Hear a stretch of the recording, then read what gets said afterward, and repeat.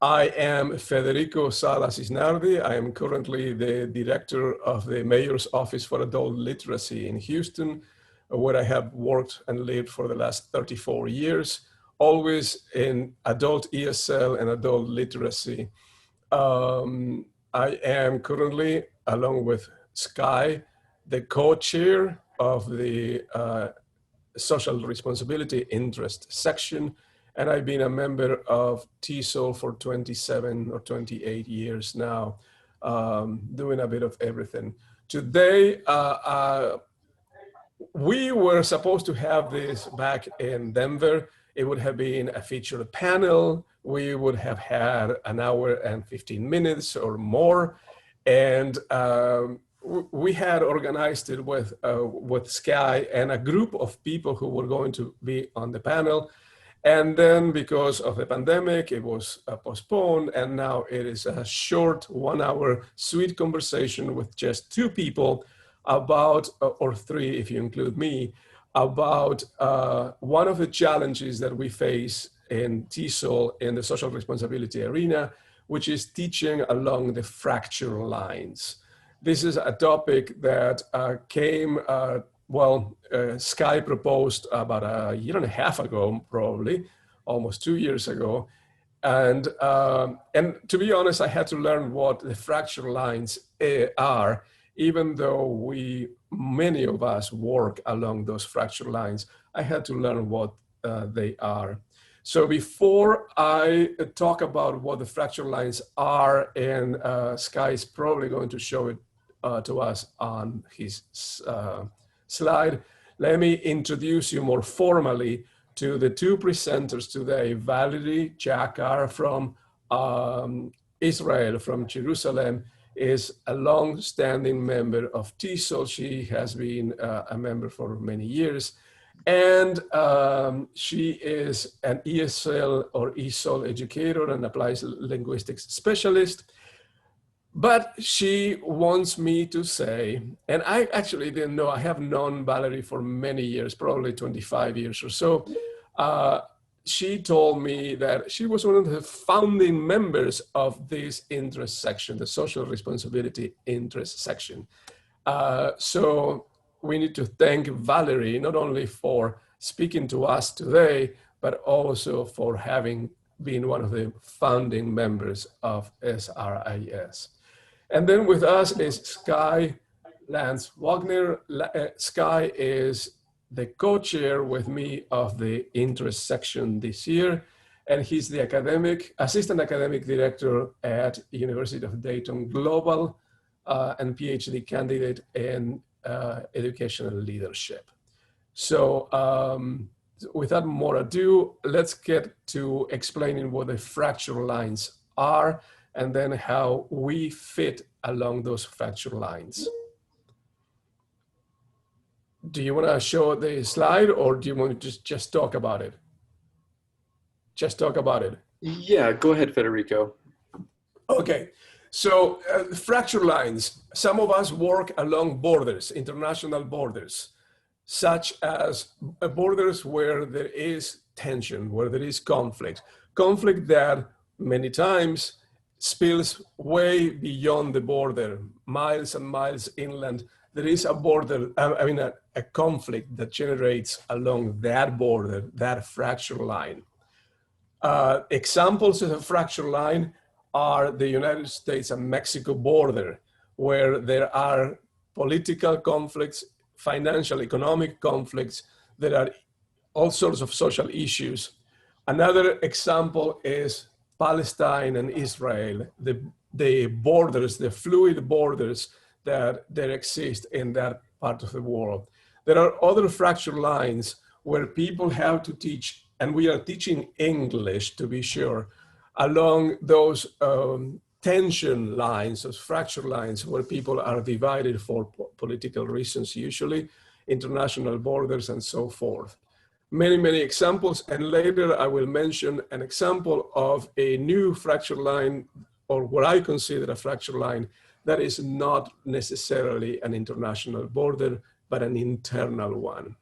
So that said, Sky, can you take it on from here?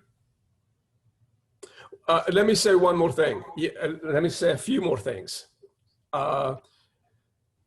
We will be talking about global issues right now and the intersection of identity and ELT. As you probably know, we in SRIS have 4 areas of advocacy, what we call the advocacy strands within SRIS. And these are professional learning, English learning advocacy, global issues, and then the intersection of identity and English language teaching.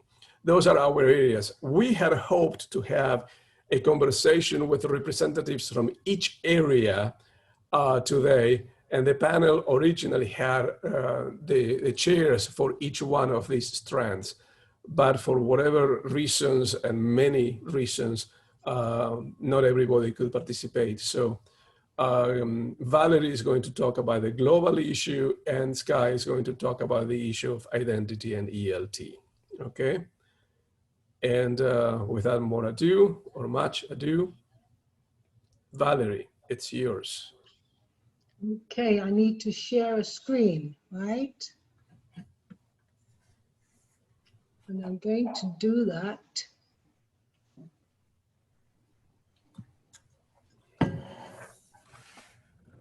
With, Yep.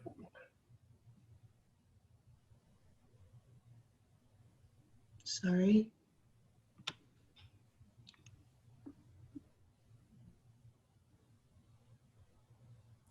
You can go to slideshow Yeah, and start from it. the beginning. Here I go.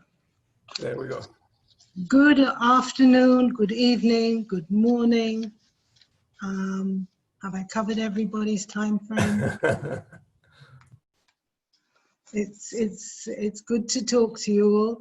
It's been a while since I've spoken at any event, so please forgive me if I break down or find myself confused. It's been a fairly confusing last 6 months, and just 4 weeks ago we got even more confused because we both contracted, my husband and I contracted corona. But thank God we are through it now, and get a bit dizzy sometimes, but other than that, we're okay. What I'm going to talk to you about today, once I've sorted myself out, is what I've called Wondering and Wanderings.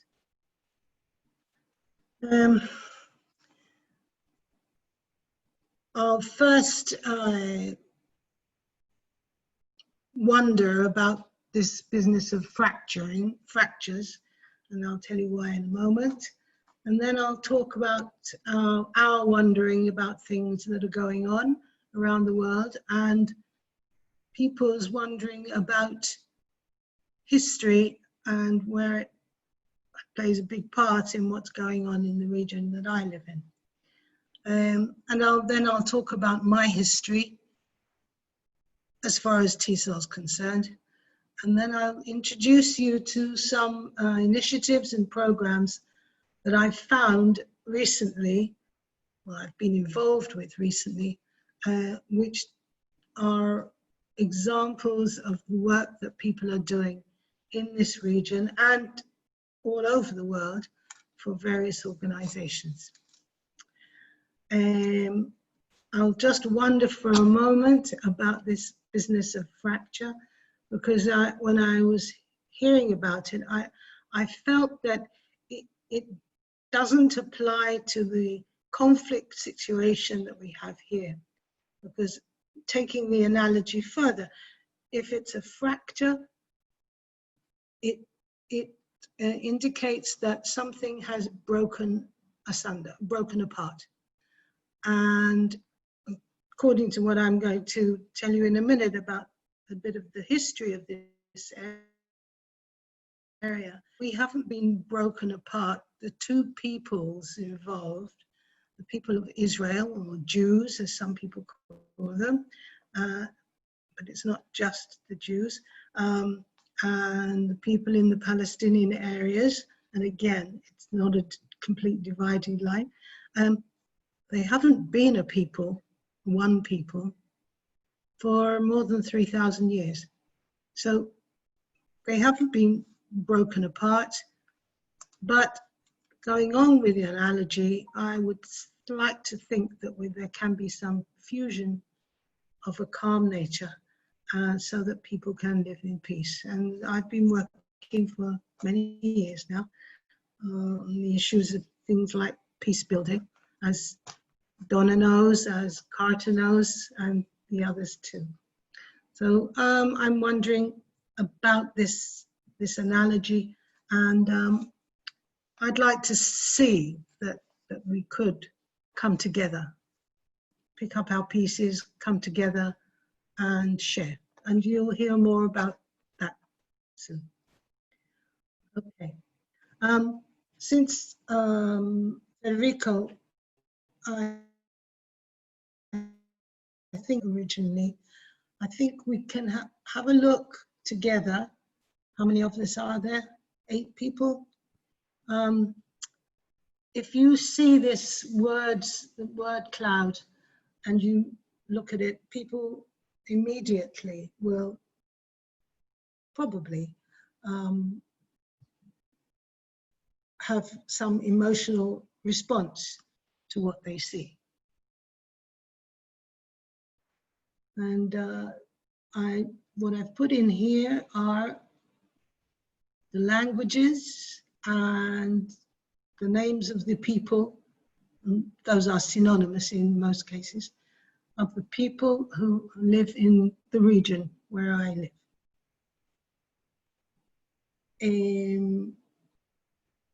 I don't know if there's anything in there that you don't recognize,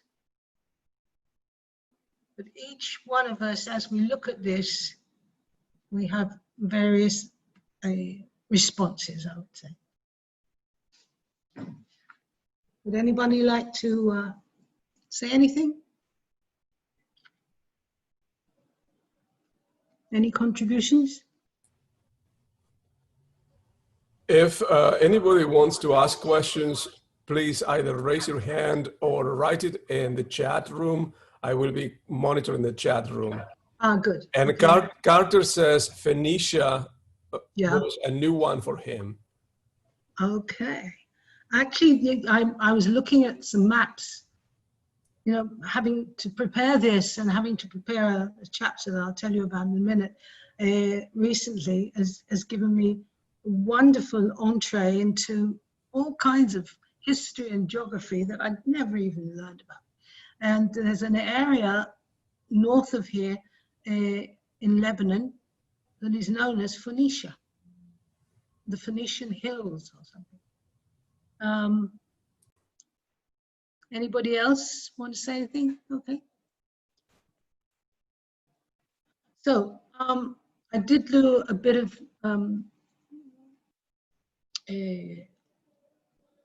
looking at ancient history and some geography, and as you can see, this is Old Testament Israel, but I wanted you to be able to see the coastline. It's the Mediterranean coastline, and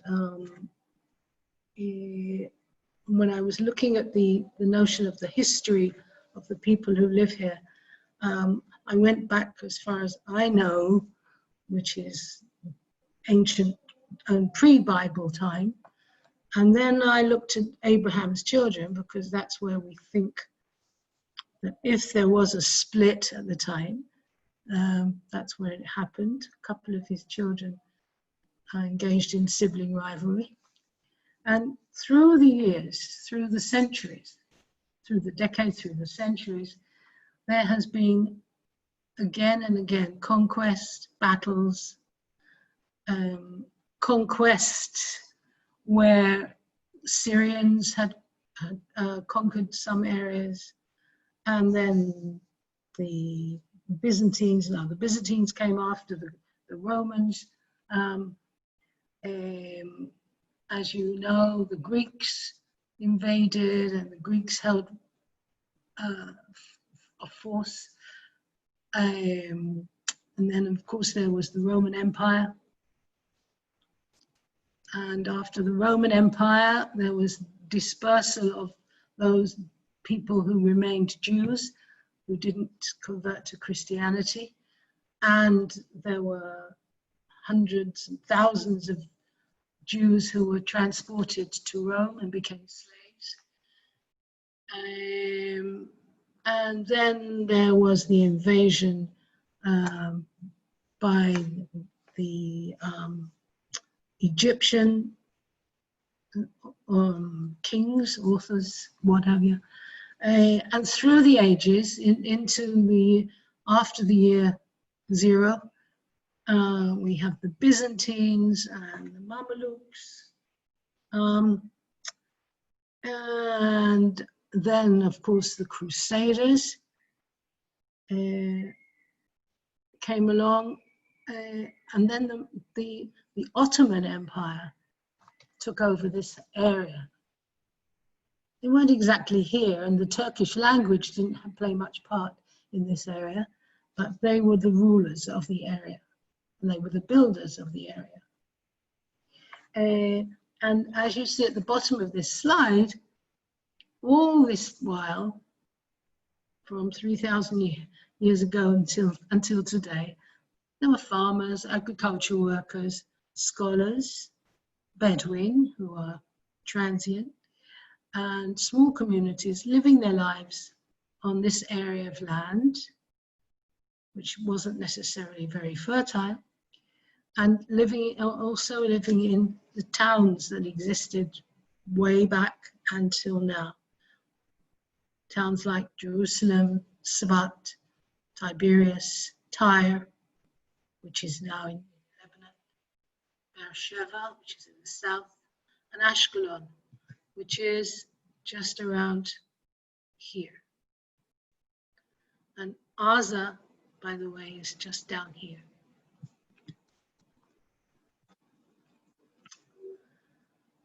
Now, we talked a little bit about conflict. I mentioned the word conflict. Federico mentioned the word conflict. And we know, or some of you have observed, that there is a good deal of conflict in this area. And for not tens, not hundreds, even for thousands of years, there's been conflict between different peoples.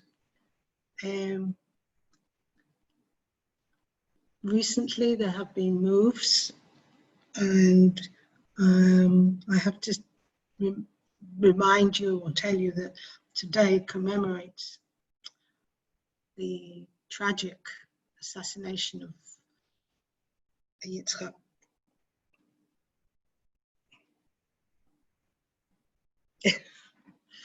of Prime Minister.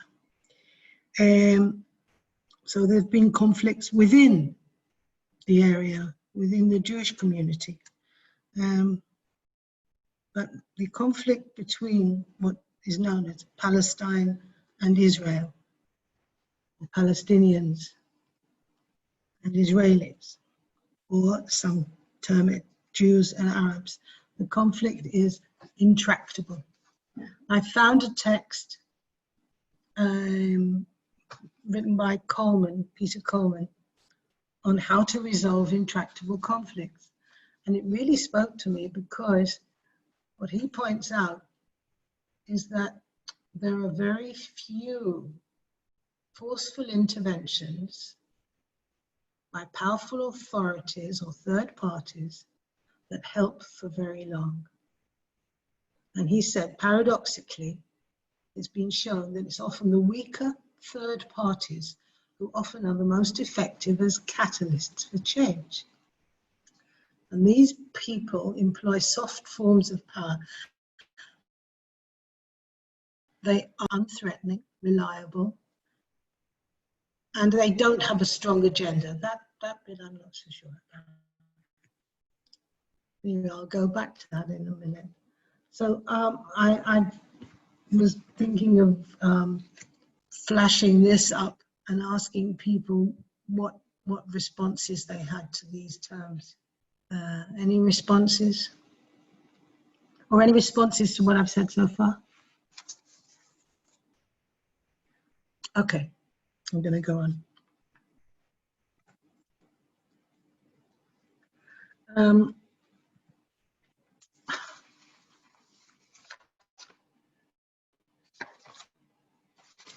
What I was going to do next is tell you just a little bit about my personal experience of 50 years, actually it's nearly 60 years, of being involved in community work and global issues.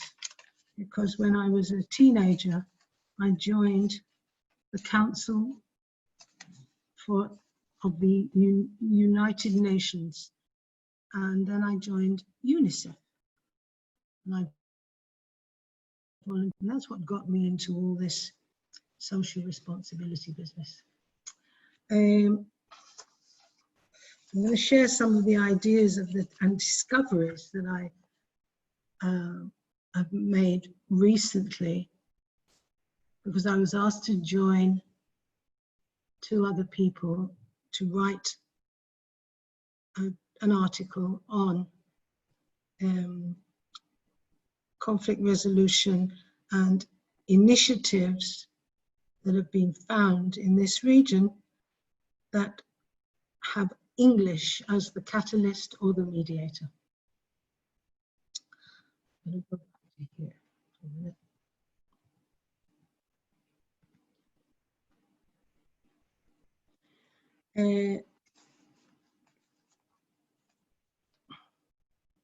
Excuse me.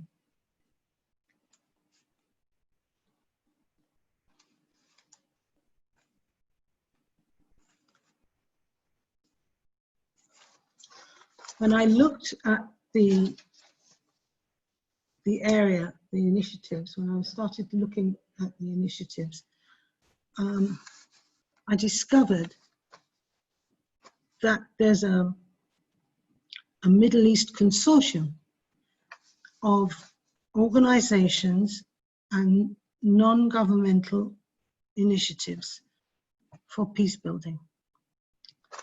There are over 90 of them in this consortium. Does anyone else know about this situation? Okay.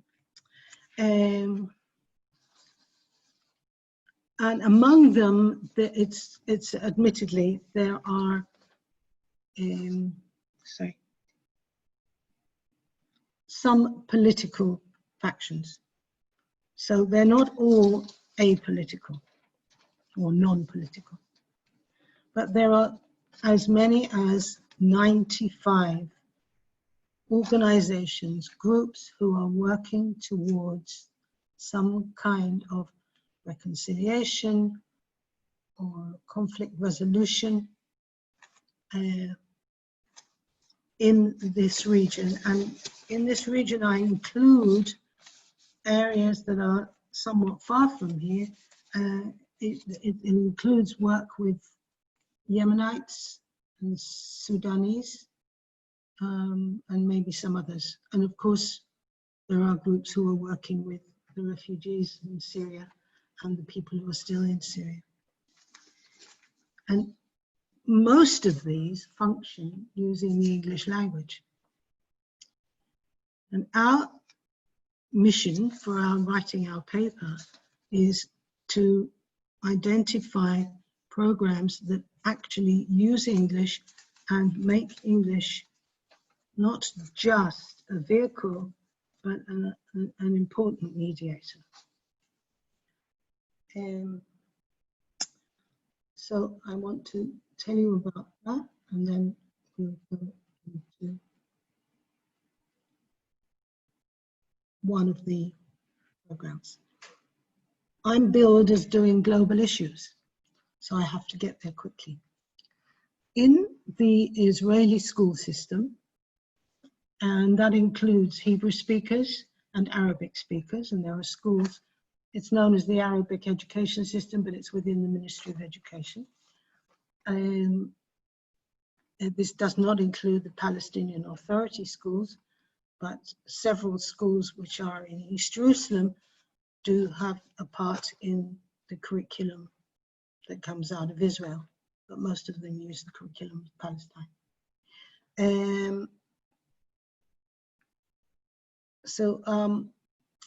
In the curriculum for the matriculation, which is the final examination for students when they get to 12th grade, which is 18 years old, there is a regular English curriculum. And now, since 2017, there has been an extra subject known as diplomacy and international communication in English. And this is in addition to the regular English language and literature class examinations. And as you can see, it says the 4 21st century literacies. It focuses on media and information, communication, intercultural and critical thinking and creativity. And that is the basic of the basis of the course. And then there are 2 alternative units. One is translation skills, and the other one is conflict management and resolution. And it's the conflict management and resolution that I'm going to focus on. Now, students who take this course are expected to have a good level of English. They are not expected to be native English speakers, but they are assured that by the end of their course, and this has been proven, their English has improved no end.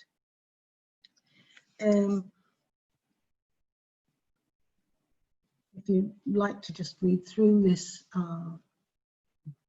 quote from their curriculum, I'll look at the main one. Students must demonstrate understanding of concepts of persuasive argument and reflective listening through various platforms and for an authentic audience, via public speaking, oral presentations, debates, public forums, written position papers, and research projects. And these are all things that go on in the conflict management and resolution unit of, it's 180 hours, so that's 60 hours of learning per year in school. And I'd like to point out to you that within this program, an elaborate program, where it says here, public forums, that includes Model United Nations meetings, which the students study for and then participate in. And in the old days, in my day, when I was teaching in schools and colleges, we would have students coming in from Egypt and from Jordan to participate in these Model United Nations meetings.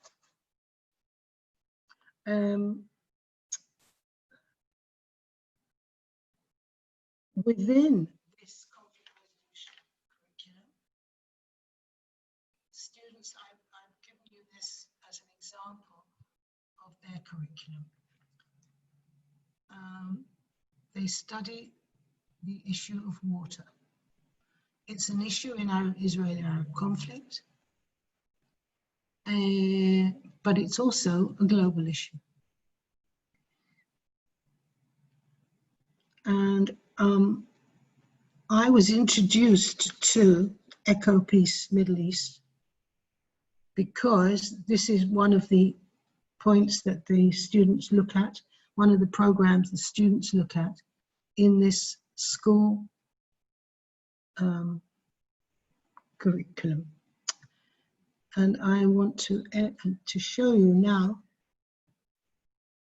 this, because I think we can all use things like this, and I'll give you some other information about other presentations. Valerie, I'm sorry to interrupt you. Yeah.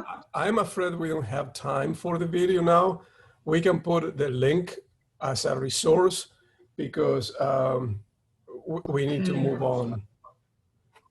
It is past 10, half an hour. Oh, So okay. we need to move on to the, so if you can wrap Please, up, take a few I minutes to will. wrap up. Okay. I beg you to see this, to watch it, to understand it, and maybe to utilize it if you are teaching high school or college. Oops, sorry. Okay.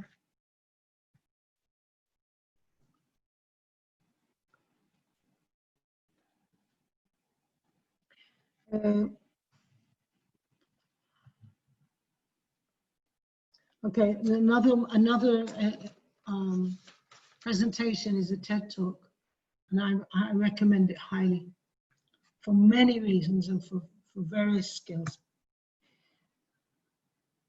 Okay.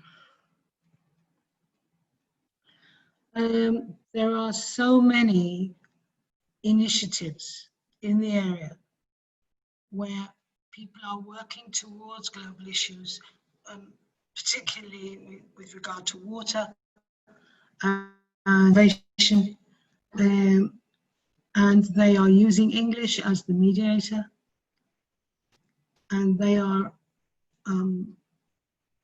demonstrating that people can get together, and I will make available in an article many of the resources that we found.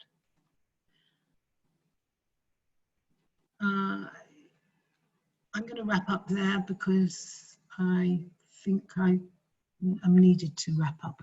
So thank you for listening to me, and if you can give me some feedback and some help on how we can create a presentation or an edition of a newsletter on these issues, that would be useful. Thanks.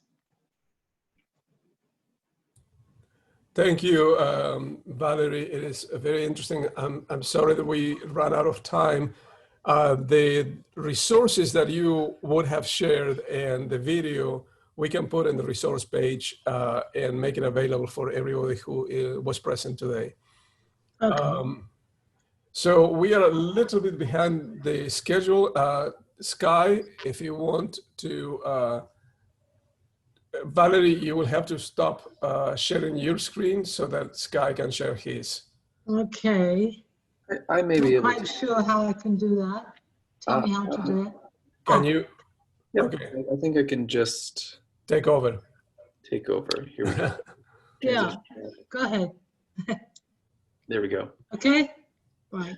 Okay, and yes, Valerie, thank you so much for sharing the work that you're doing with global issues. And I am honored to share mine as well, the work that I've been doing on a particular fracture line. And for my work, the fracture line is also geographical, and that was really the premise from the book that we got this idea from, that fracture lines are geographical places, although as we were kind of problematizing this, we realized that maybe there are other forms of fracture lines that might be philosophical or political, and we'll save those for another time. Federico may touch on those in a minute, but mine is where I've focused my my attention and my energy is at the border of the United States and Mexico, and not really on the ground so much, but just identifying that as the fracture line, the boundary where I have gone back and forth. And the report that I'm going to give is on some research I've done called Unpacking the Dream. And I wanted to clarify dream in this context. I know that it has some connotations of thinking about the ideals of the world and sleeping at night and what we might see ourselves doing. But in this case, dream has a political connotation, and it actually stands for an acronym the Development, Relief, and Education for Alien Minors Act, also known as the DREAM Act. This was a bill proposed, a bipartisan bill proposed in 2001 that has never been passed. However, it's been reintroduced a couple of times and is still in discussion, a big part of the discussion on immigration policy in the United States at the moment. There is a different piece of legislation that Obama passed during his first term, the Deferred Action for Childhood Arrivals, or DACA. And this legislation allowed for undocumented, and there's a problem with that term too, which I will get into in a moment, but it allowed for undocumented residents to stay in the United States and receive certain protections, including for school. And since 2005, at least, the DREAM. So it is under the political context of this DREAM Act that I'm kind of sharing my story today. And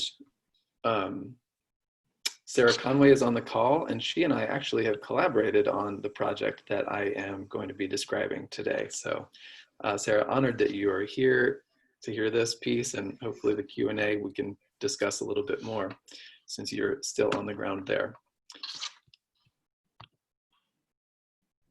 And sorry, I'm pausing to allow another participant into the room. Okay.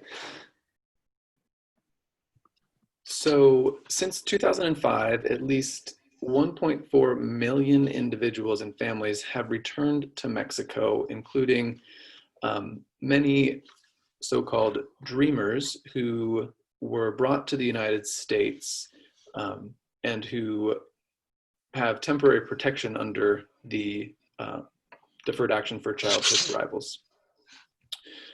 And this is a large migration.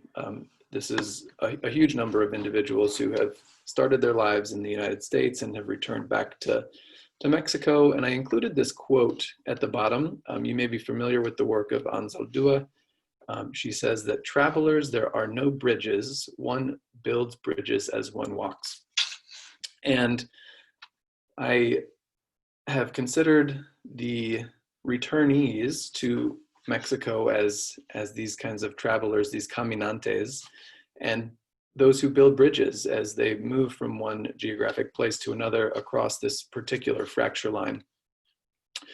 And they've been connecting their language, their culture, their entire worlds as they have moved from one place to another, and they bring so much with them wherever they go, as we all do, right? We all bring our gifts wherever we go.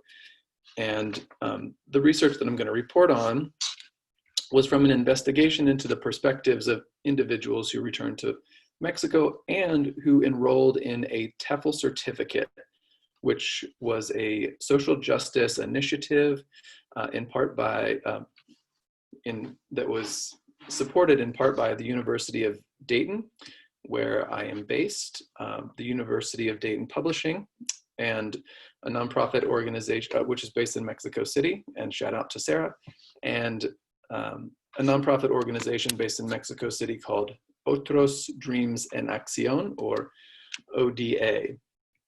And those partners came together to create a teacher training opportunity specifically for returnees. And during the course of the fall of 2019, together with a colleague, I worked to, I interviewed a few of the TESOL Certificate completers to hear their stories and to understand where how their identity as a dreamer, as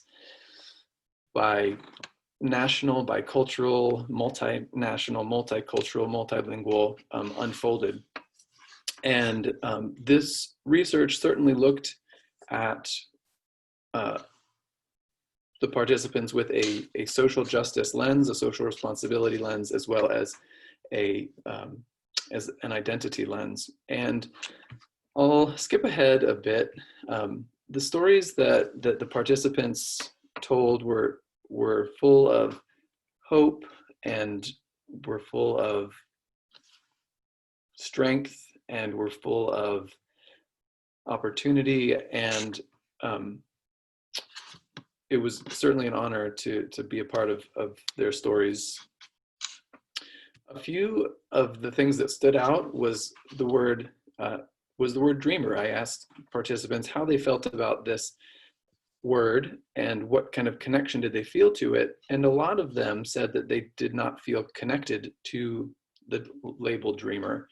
They felt that their parents who had brought them to the United States were actually the dreamers who were following their dreams, and that that didn't fit. One participant who I spoke to defined herself, or she preferred the label, the identity documented, relating to the Deferred Action for Childhood Arrivals Act, DACA. And so a very interesting linguistic piece there, documented and documented. And as, and there were other, I mean, all of the stories were rich and fascinating. Coming back to Mexico was certainly full of challenges, but also full of opportunities. And this is where the TESOL certificate really fit into the experience of the opportunity of drawing on strengths and of applying those strengths to build a stronger Mexico. So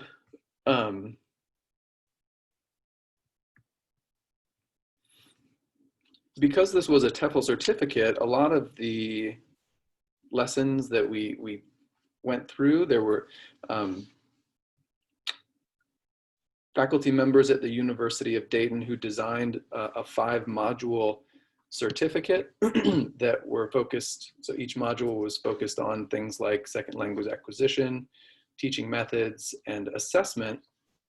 And as the participants went through, they were able to contrast their experiences with teachers in the United States, as well as with teachers in Mexico, in something like an apprenticeship of observation, while at the same time finding their own style.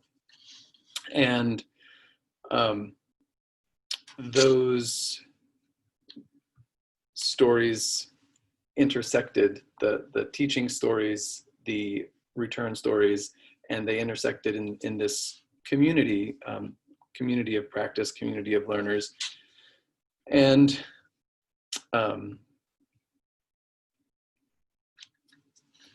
I think just to wrap things up, I want to also give us some time for Q&A, and there's so much I could tell and describe, but the research really highlighted the important efforts to expand understanding of specifically returnees to Mexico and the term dreamer, to highlight nuances in the discussion of identity labels through individual experiences, to encourage conversations that help to align perceptions with reality, and to combat deficit thinking, which is safe to say dominates a lot of the political discussions that are surrounding immigration at the moment. Lots of opportunity for additional inquiry into the impact and influence of issues of migration and return on classroom teachers of English. And yeah, I'm hopeful that programs like this will continue to thrive despite the current situation that we are in. I know actually this particular program is on hold for the moment because of the difficulties with mobility around the world, but certainly hope that as we try to flip the script from deficit thinking to asset thinking or growth mindset, that we will see these caminantes as gifts to wherever they go. And so I will wrap that up, wrap up my portion of this piece, but it's been so nice to share this story with you all today. Some of the work in our advocacy strand of intersection and identity and ELT. Thank you, Sky, for your conversation. I have not seen any questions for you yet, but since we still have 10 minutes, we can entertain more questions. I would, however, mention, and this is, I really can't present in just 10 minutes, but some work that I have been doing in the city of Houston because of the pandemic, because of the necessity to work virtually and move our instructions. I work with adults. Well, I work with organizations that serve and teach adults. And because of the need to move into the virtual environment, we have seen what I have been calling, because of this presentation, I have been calling a fracture line, which is not new, but it has come back into a very clear light. And that is, we do not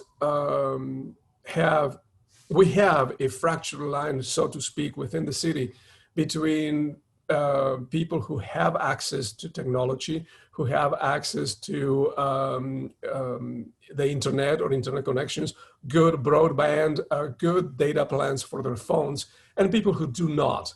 And people who do not right now are falling behind. Their children are falling behind. We have a problem where we are trying to teach adults who say, I cannot use the internet because my kid is required to use the internet to do schoolwork from home, or something like we only have one device, or we cannot afford the plans.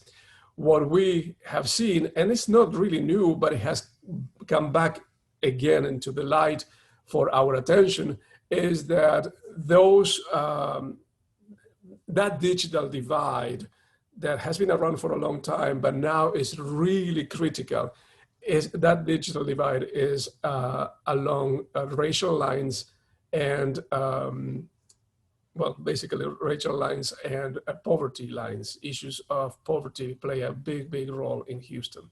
So I would love to speak more about this. We have been doing some research, but we don't have the time. Anyway, as I consider this issue, I thought, and I mentioned it to Sky, that this is a different fracture line, the fracture lines that separates different groups within a city. To an extent, there are borders in the sense that our neighborhoods have those demarcation lines, almost as if it was a redlining, where there is a Hispanic neighborhood or a African-American neighborhood, a Black neighborhood that does not have access to technology. So we need to do something to continue teaching across those fracture lines, so to speak.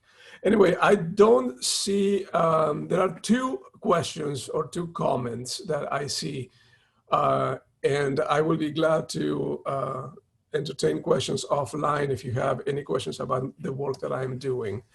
And that is, one is, both presentations highlight the intersections between and among the different advocacy domains for SRIS. And that's a very good point.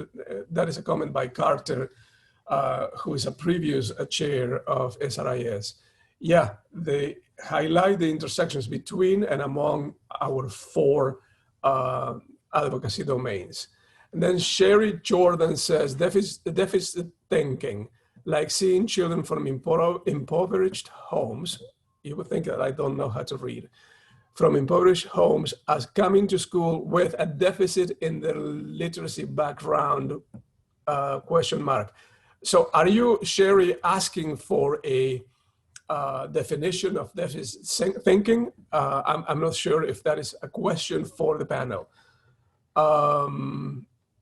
And she says, no, she's responding to Valerie's question. Okay, I understand. Yeah, and if I can just respond to that, I was about to type it in the chat, but realized I can just jump in and yeah. there's a bit of a conversation. So Sherry, to your point, yes, the deficit thinking that I mentioned is like when children from impoverished homes come to school with a deficit in their literacy background, to some extent, but more thinking that students who come in are less able, or in some ways are limited by their deficit, that they just are in a classroom and then there's nothing to do with them.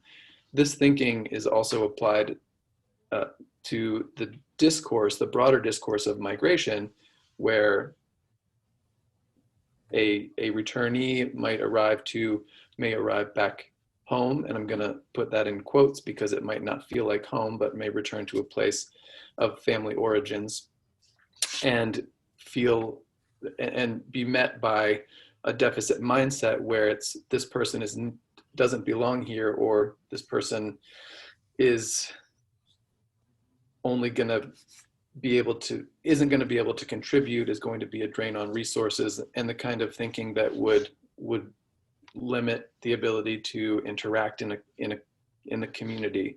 And yes, the deficit mindset, I think, really dominates the political rhetoric, and this has come up in the stories that the participant shared with me. Coming home, there was this general resistance of to their entering into a specific community.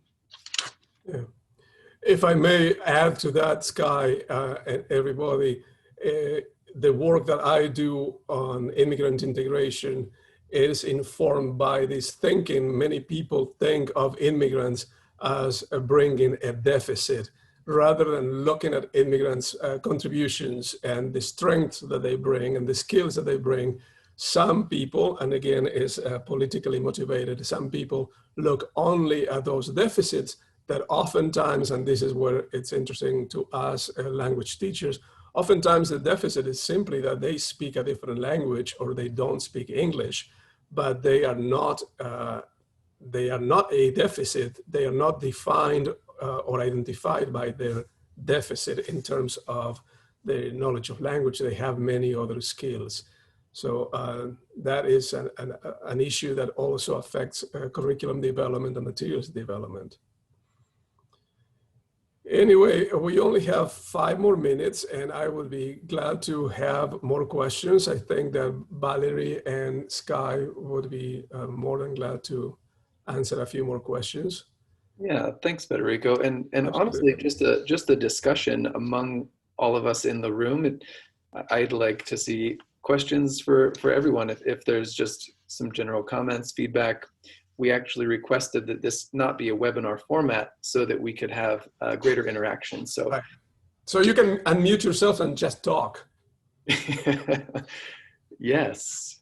Which we probably should have done for the last hour instead of. It's good to see all of you. Some of you I don't know, but. No questions, no comments? Well, I'm going to make a comment, and I sent Sky a text because I didn't want to put him on the spot, but I will now. That quote about the traveler is not from by Gloria Anzaldúa. It is unfortunate that she actually wrote that, but it is an 1912 poem by Spanish poet Antonio Machado. And it's probably his most famous poem, has been translated numerous times and has been put to music. So you can hear that as a song in Spain. So it's unfortunate that Gloria actually wrote it without crediting it. She wrote it in English so that it was translated, not quite exactly the same, but that phrase is Machado's most famous poem. Thanks for clarifying, Federico. Found that in a book of her works, and I just assumed that it was her original language, but it's unfortunate. Anyway. Now we can go back to cultural strands. We can include poetry. Mm-hmm. Mhm. And yes, we certainly, I love the poetry aspect, the poetic aspect of that, and of her work in general. I think she writes with a very Oh, yeah. poetic style.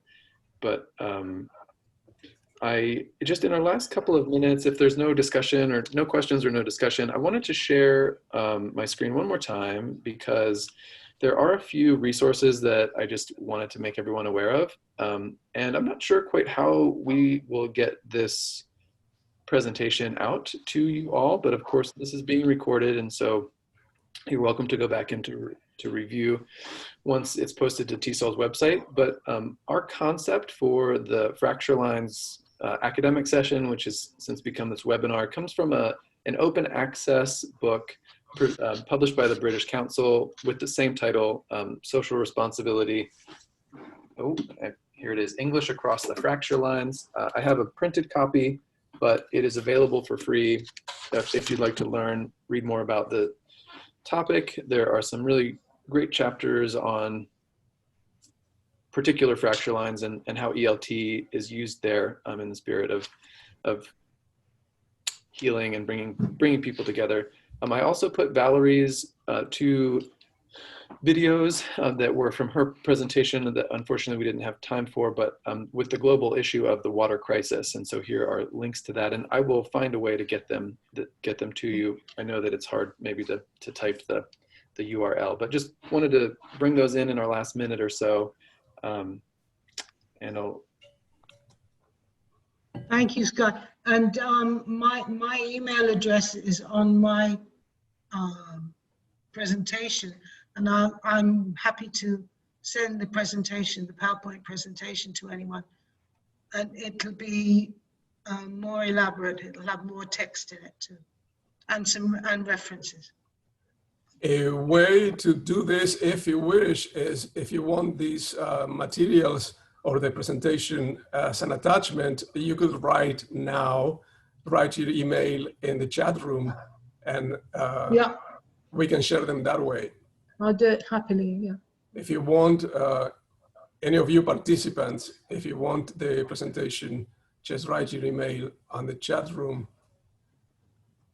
So is the, Valerie, the video that you wanted to show, which one was it? On both references and will be in the PowerPoint presentation, but the one that I think both of them were with Sky's slide. Okay, so is this the one in the chat? Oh, no, it's not. Okay. No, my email. I put my email. Okay. And Okay. I did Now, just now, add them now. to the chat, Donna. So yes, thank you, Carter. That was a great Whoa. I just The links are there. presentation. So Thank Okay, you, Carter. You're let me- very Thank you, fast. Carter. There you have the link. I just want, before I have to leave, but I wanted also just to wish Valerie and her husband a speedy, full recovery and Thank you. good health to everyone within earshot. Amen. Amen. Amen. Thank you. Thank you. thank you, everyone. Thank Thank you, you for everyone. being there. Looking Thank forward you, to more. Federico. We'll be in touch. Absolutely, Valerie, Sky, Sherry, Rhonda, Yes, Federico, thanks for moderating. Donna, Sarah, and Danielle. Take care. Bye. Bye, everyone.